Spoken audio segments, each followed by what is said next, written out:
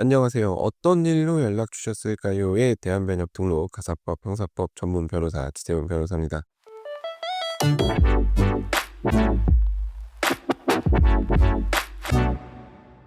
자, 오늘은 간만에 정당방위 그리고 정당행위에 대해서 얘기를 해보려고 합니다.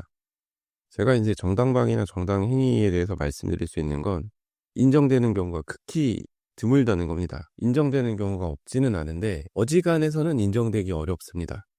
그리고 설령 인정이 된다고 해도 많은 분들이 생각하시는 것처럼 정당방위나 정당행위로 보여지는 행동이 있다고 해서 경찰 조사도 받지 않고 그대로 끝나는 경우는 없다는 겁니다.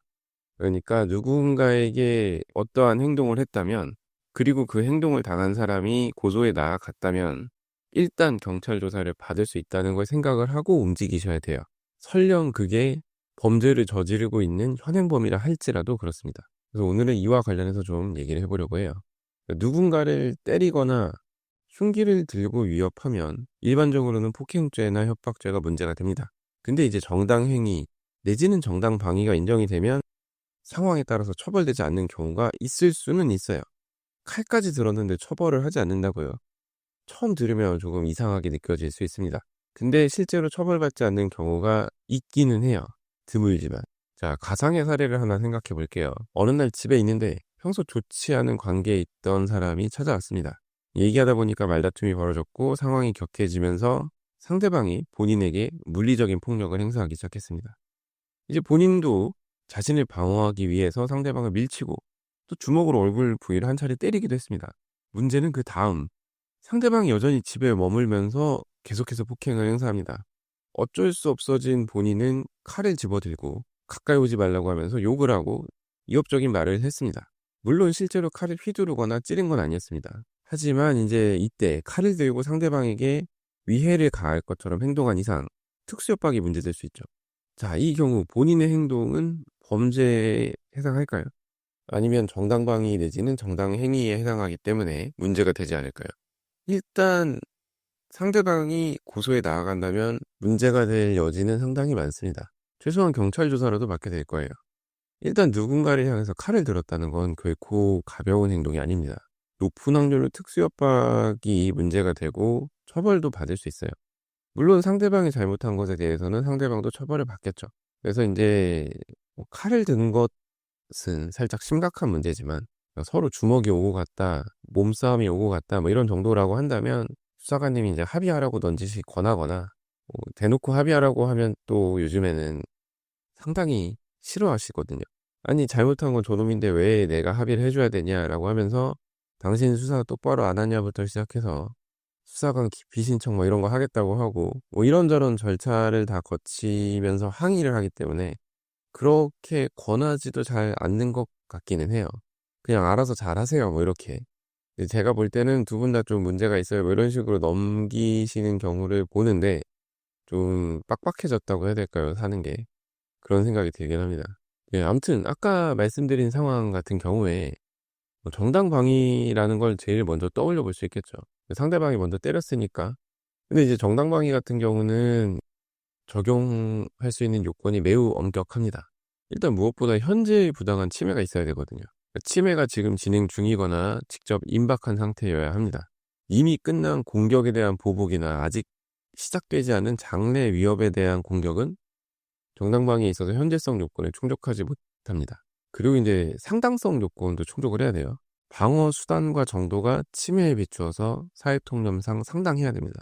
이제 보통 이 두 가지를 가지고 많이 다투는데 여기서 거의 대부분 떨어져 나갑니다.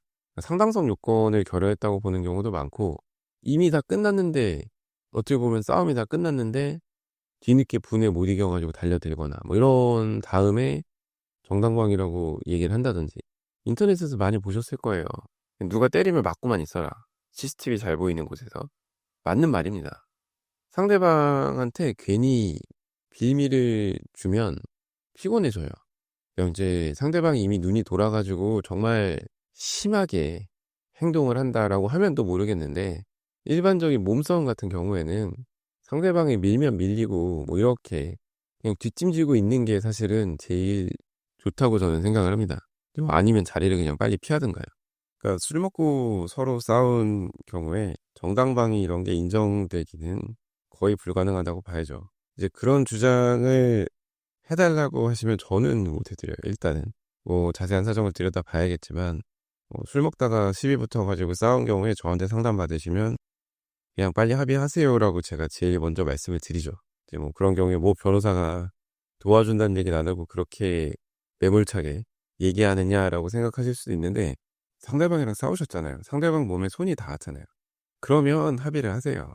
게다가 인제 상대방은 한 명인데 내 뒤에 내 친구들까지 같이 있었다? 그럼 더더욱 합의를 하셔야 됩니다. 최대한 합의를 해서 빨리 끝낼 수 있게 노력을 하셔야죠.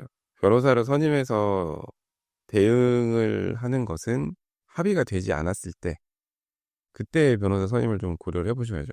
물론 변호사 선임도 하고 변호사 통해서 합의도 하시고 하면 그게 제일 좋겠습니다만 이제 그렇게 되면은 한 번 싸움에 너무 많은 돈이 나가게 되니까 그 정도로 돈을 쓰시려고 하는 분은 제가 많이 못 봤기 때문에 현실적인 말씀을 드리자면 그렇습니다. 변호사 선임할 돈으로 합의만 해도 대부분의 사건은 끝날 수 있는 게 많아요.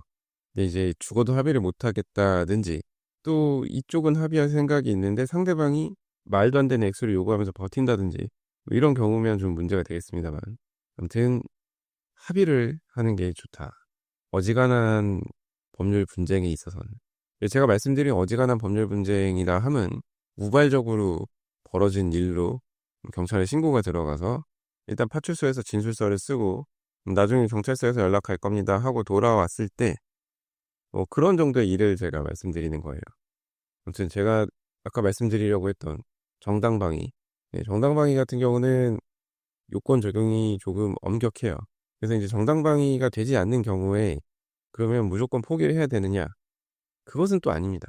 정당행위라는 게 있어요.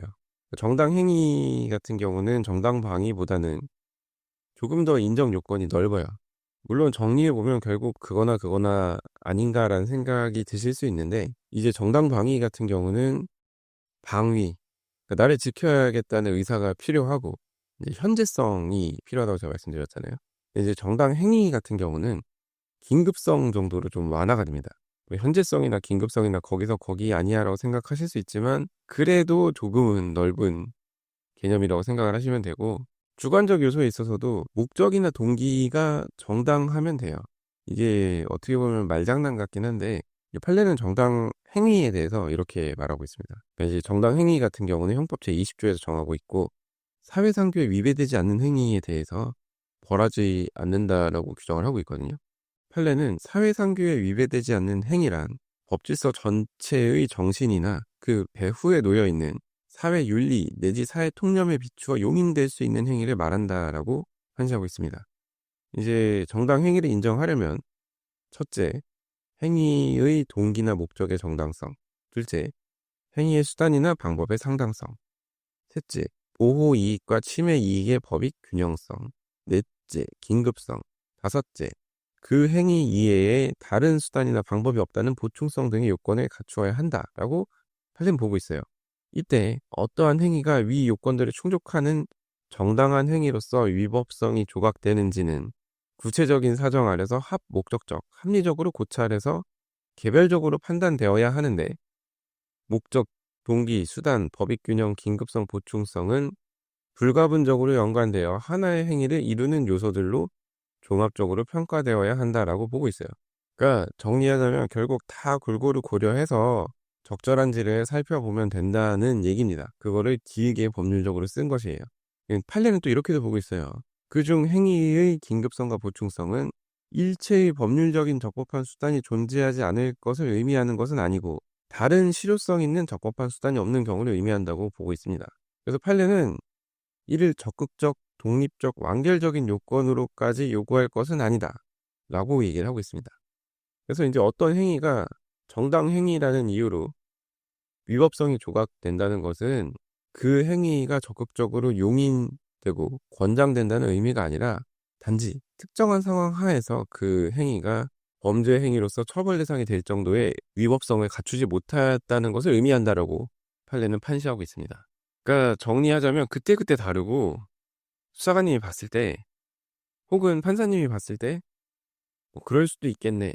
뭐 '이럴 수밖에 없었겠네.'라는 생각이 들면 처벌이 되지 않을 수 있다는 겁니다. 자, 근데 이제 제가 방금 읽어 드린 판례 문구는 대법원 최근 판례 판시 사항입니다. 그렇다는 것은 이게 인제 대법원까지 가서 결국에는 파기환송이 되었지만 경찰 조사 받고 기소 의견으로 송치가 되고 실제 기소가 되고 1 심, 2 심까지 거쳐서 그때까지도 유죄였다는 거예요. 이제 이쯤 되면 보통은 포기를 하시는데, 그래도 이제 대법원에 상고를 하셔 가지고 파기환송을 받아내셨는데, 이제 이 사건 같은 경우는 1심 판결이 선고된 게 2023년 8 월이에요. 그렇다는 것은 경찰 조사는 그전에 이뤄졌다는 거고, 대법원 판결 선고는 26년 6월 25 일에 내려졌는데, 이게 파기환송돼서 또 한 번 더 재판을 해야겠죠. 그러면 최소 5년 정도, 이 사건으로 인해서 5년 정도 수사기관과 법원을 왔다 갔다 하면서, 이건 뭐 형사 사건이니까 재판 출석을 안 할 수도 없죠. 시간을 보내셨다는 얘기가 됩니다. 제가 말씀드리고자 하는 바는 정당방위나 정당행위를 인정받기가 이렇게 어렵다는 겁니다. 정당방위나 정당행위를 수사기관에서 적극적으로 적용을 하거나 하지 않아요. 그러니까 이제 형사사건 같은 경우는 어느 정도 확률 싸움이라고 할까요? 어떻게 해야지 본인에게 제일 스트레스가 적게, 그리고 빨리 끝날 수 있는지를 생각을 하셔야 됩니다. 어떤 분들은 형사사건 상담을 받으면 변호사들이 다 혐의를 인정하라고 하는데, 이 변호사들 실력이 없으니까 그런 거 아니냐, 이걸 법리적으로 풀어 가지고 나를 무혐의로 만들어 줘야지, 뭐 이런 말씀을 하시는 경우도 종종 보는데, 뭐 어떻게 생각하시든 그건 자유겠습니다마는 좋게 좋게 쉽게 쉽게 풀어 나가셔야 나중에 돌아봤을 때 후회가 제일 적습니다, 형사사건 같은 경우는. 형사사건에서 본인의 억울함을 1 부터 100 까지 다 풀겠다고 생각하시면 안 되진 않지만, 그만큼의 시간 소요는 물론이고 마음고생, 혹시 인제 변호사 도움 받으시는 경우에는 변호사 비용 부담까지 생각을 하셔야 돼요. 세상에 공짜는 없거든요. 그래서 인제 오늘 얘기를 정리하자면, 판례가 얘기하다시피 어떤 행위가 정당 행위라는 이유로 위법성이 조각된다는 것은 일단 그 행위가 범죄 구성 요건에는 해당을 한다는 얘기입니다. 단지 특정한 상황 하에서 그 행위가 범죄 행위로서 처벌 대상이 될 정도의 위법성을 갖추지 못하였다는 것을 의미한다는 것이죠. 그러니까 그 행위가 적극적으로 용인되거나 권장되지 않는다는 것을 생각을 하셔야 됩니다. 다른 사람 몸에 손대는 것은 정말 조심하셔야 돼요. 남자가 됐건 여자가 됐건, 그리고 다른 사람 향해서 뭘 집어 던진다든지, 뭘 들고 집어 던질 것처럼 협박을 한다든지, 아무튼 그냥 한마디로 정리하자면 싸우지 마세요. 그게 오늘의 결론입니다. 자, 오늘 제가 준비한 얘기는 여기까지이고요. 오늘도 끝까지 들어주셔서 감사합니다. 자, 다음 에피소드에서는 더 흥미롭고 유익하고 현실적인 그런 법률 이야기로 찾아뵙도록 하겠습니다. 이상 대한변협등록 가사법 형사법 전문 변호사 지태훈 변호사였습니다. 감사합니다.